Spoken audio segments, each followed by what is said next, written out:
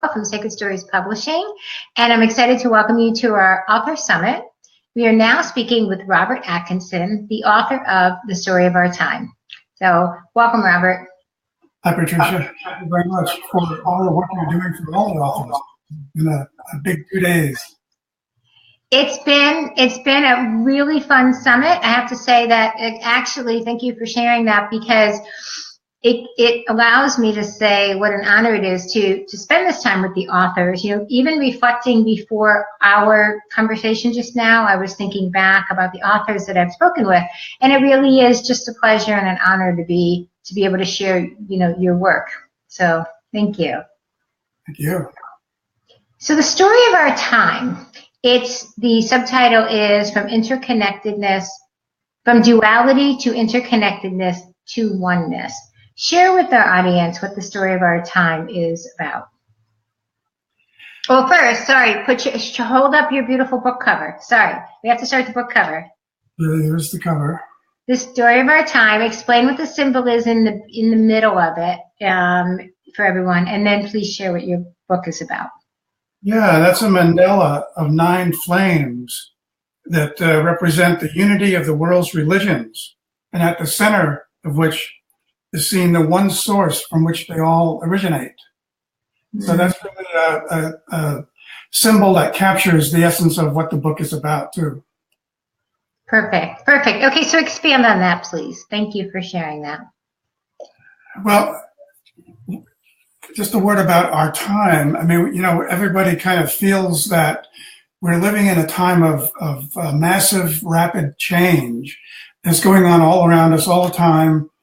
And it's also a time when opposing forces seem to be more at odds than ever. And so there's never been a time where there's been a greater opportunity and need to become part of this process of bringing about the rebirth of our planet into a consciousness of oneness. And that's what the book is about in a sentence. I'm sure we have more time to go into a little more details on that, too. Well, you know what I love about what you just shared is because you spoke to what many people are feeling today, or what many people of the negative energy that will be created if everything fails before we can move forward in a more positive way. Yeah, that's a really important point, and that is covered in the book to a degree. Actually, it's the chapter is built on the book is built on 7 chapters. The middle chapter is about what you were just talking about, the process of transformation itself and the pattern that's involved in the transformation process that we're going through right now.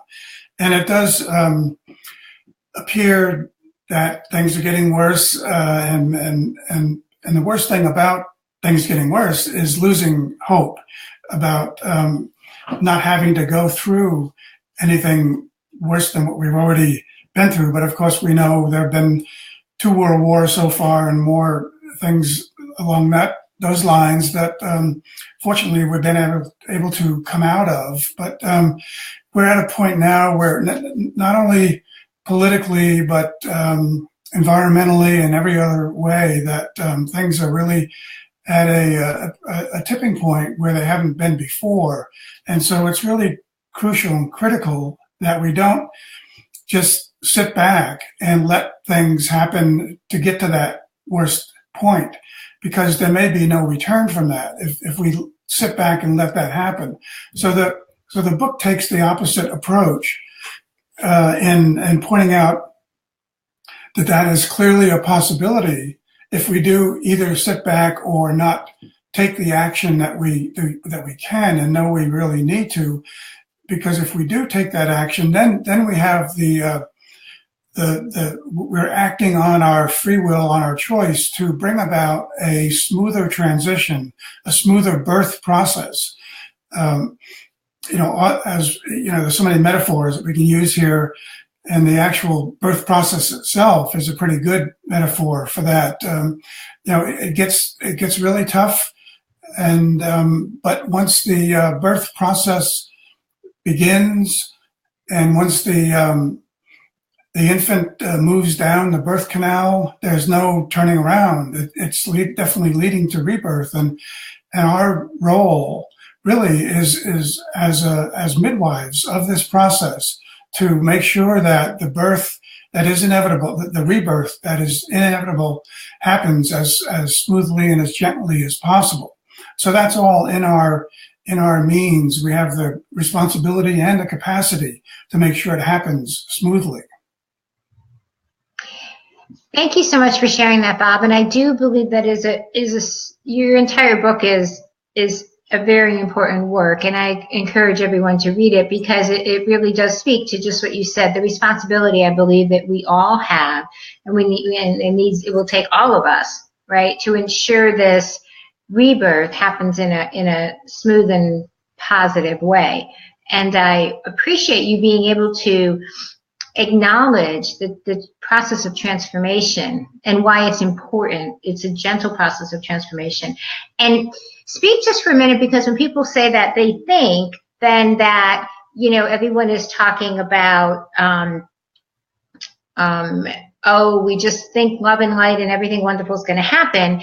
And that's not what you're saying at all. You're saying that we need to be active participants in being the midwives for a positive transformation. Did I say that correctly? Yes, definitely. That's the way that's the approach the book takes. And it also, in that fourth chapter on on the process and pattern of transformation, it really takes the perspective and points out the necessity of opposition and the necessity of adversity. And we have those, that's been part of the process forever and always will be. And that's the forces of opposition that are all around us are meant to lead to our personal and collective transformation. It's a process that happens in the very same way on both the individual and collective level at the same time.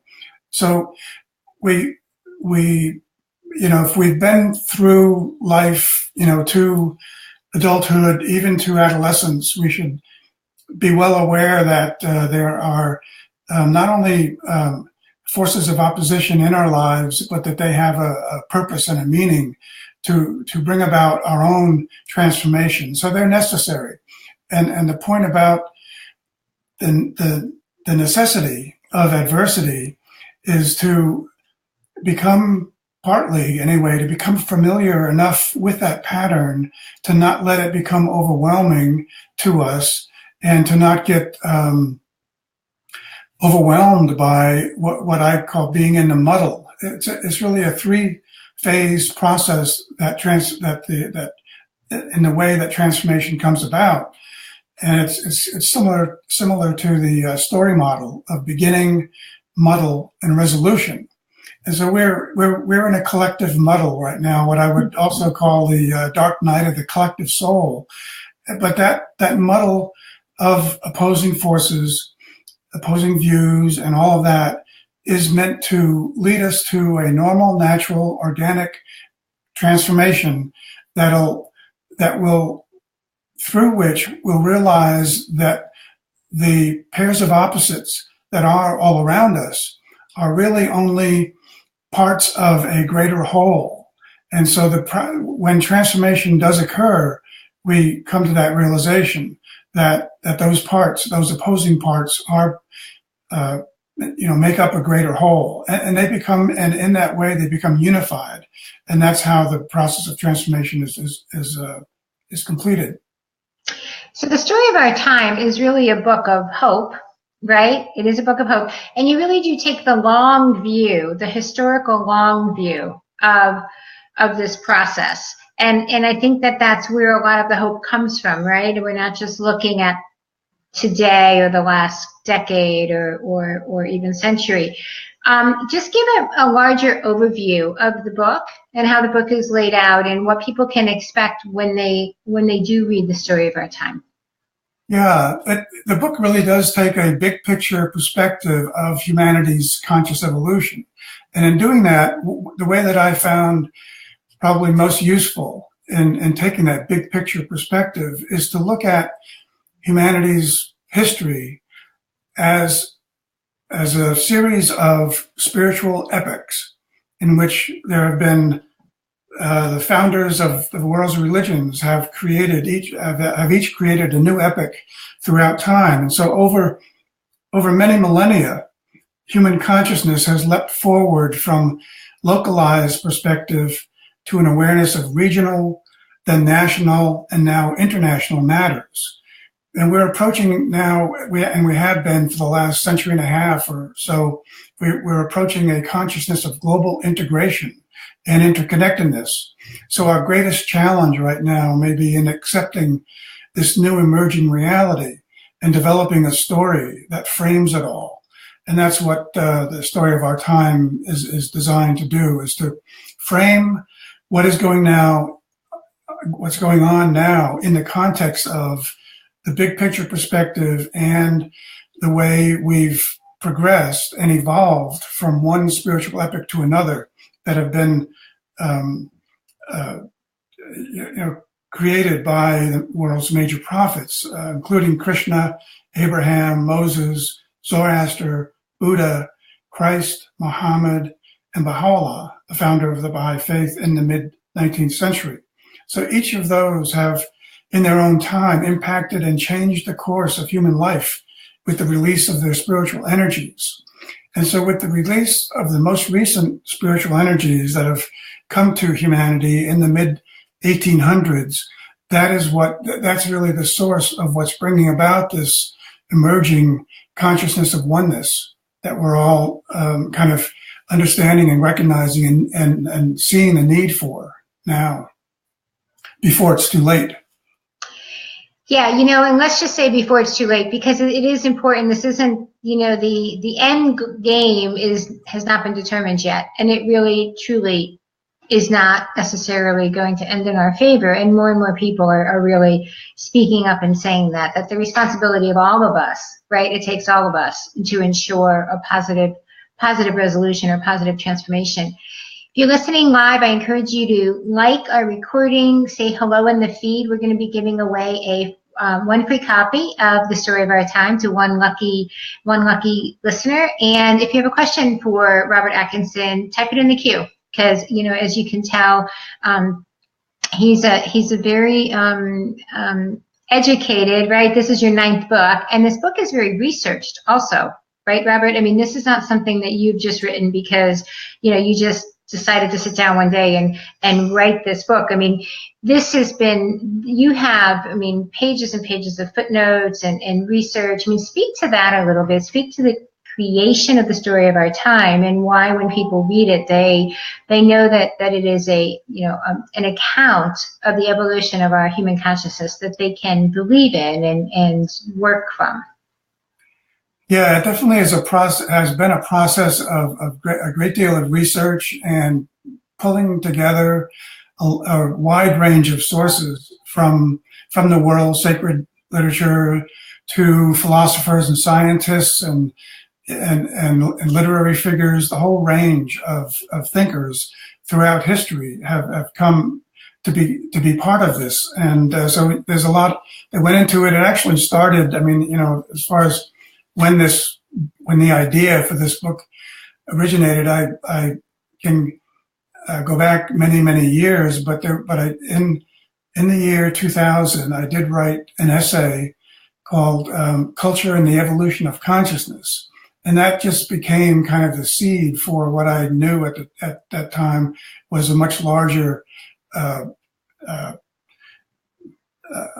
something much larger than that was needed to tell this story. So it took me 16, 17 years since then to flesh it all out and add all the resources that it does have now. But it definitely brings in a global and historical and evolutionary perspective to where we're headed. Robert, please show your book cover again so everyone could see it, because it is a beautiful book cover. And again, it has the mandala on the cover. So it's The Story of Our Time, from duality to interconnectedness to oneness. And it truly is a very powerful, very well researched and very well constructed book on the evolution of our human consciousness, and it is a story of hope.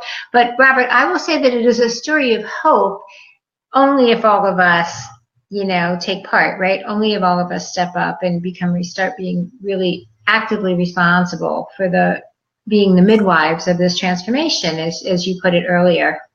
Yeah, that's very true. So it's a process of transformation that's only going to be completed as it's meant to, and ultimately will at some point in history. It's only going to be completed if we play our role in that. And so one of the ways of looking at it, is that it can be this generation. If it's not, it'll be another generation to come that'll bring it about. But it is a process that needs everyone's help. And so one of the chapters in the book, it's based on, the book is built on 7 chapters and 7 principles, one of which is love is the underlying force of evolution. And I've come to think of that in another way too, that love is really the sacred activism of our time. And so the kind of action and activism that we're talking about is not confrontational or anything like that, but it's rather expressions of love in every way and that we can imagine. And so there's an example of that fairly recently that I think really really does illustrate what I'm talking about as love is the sacred activism. When back in January we had the Global Women's March, and that was an event that took place simultaneously in nearly 40 countries on the same day. And on that day, the voice of oneness arose across 7 continents in solidarity as all the human rights issues of the past centuries converged into one cause, one movement for our time. And that's what I have an epilogue about too, as well too, called the global movement of our time, or building a culture of oneness. So it's going to take a lot of work, a lot of love, and a lot of social justice and all those other kinds of things to build the culture of oneness that the world is transforming into. Well, I will say that we can start by everyone reading The Story of Our Time, because I think it will give you hope. It will give you that larger, big picture, so you can really frame the times that we are living in now, and hopefully receive inspiration on how you can also be an active participant in taking about the positive change. I love wrapping up on the global women's movement and across 7 continents, the marches for oneness. I think that's a beautiful sentiment to wrap up on, and I thank you for bringing that up. The Story of Our Time is available through Sacred Stories Publishing. All books from Sacred Stories Publishing are 20% off through November 30th. So I encourage you to go to sacredstoriespublishing.com and find your favorites. You receive them as a discount. Also available Amazon, Barnes & Noble. Really, where books sell, anywhere books are sold, you can find The Story of Our Time. Robert Atkinson, can you please share with everyone what your website is and how they can get in touch with you? Sure. My website is robertatkinson.net, and there's a lot there about the book, a regular blog as well, and you can get in touch with me directly from the website, and let me know what you think. And do you still have the Oneness Pledge on your website? I do. Yeah, I can even put that up here if you can see that. Does that show up? It does. A little bit higher, please. And so on Robert's website, you can take the Oneness Pledge, and I think that's also another really beautiful place to start, by taking the Oneness Pledge and reading The Story of Our Times. So I will read it do you want to say it, or should I read it? Robert, what works? Yeah, this is on the website, and it's a downloadable version of it like this, which I have laminated. But the idea of it is to make it a regular practice and it'll become something that seeing with the eye of oneness will become something that we do normally and naturally as we regularly make this part of our practice, along with all of our other spiritual practices. So in all my thoughts and actions, I pledge to look on all things with the eye of oneness. Thank you. Yeah, really beautiful. Robert Atkinson, author of The Story of Our Time, From Duality to Interconnectedness to Oneness. Thank you so very much for being with us today. Thank you, Patricia, for all of your work. I encourage everyone again to visit sacredstoriespublishing.com, Amazon, Barnes & Noble, wherever booksellers, where books are sold, to look for The Story of Our Time. Thank you all. Thank you for joining us on our first annual Sacred Stories Publishing Author Summit. I encourage you to watch all of the videos that are of all of our authors. And I just want to say thank you to everyone and wish everyone a very good night. Thank you. Thank you, Robert, also. Thank you.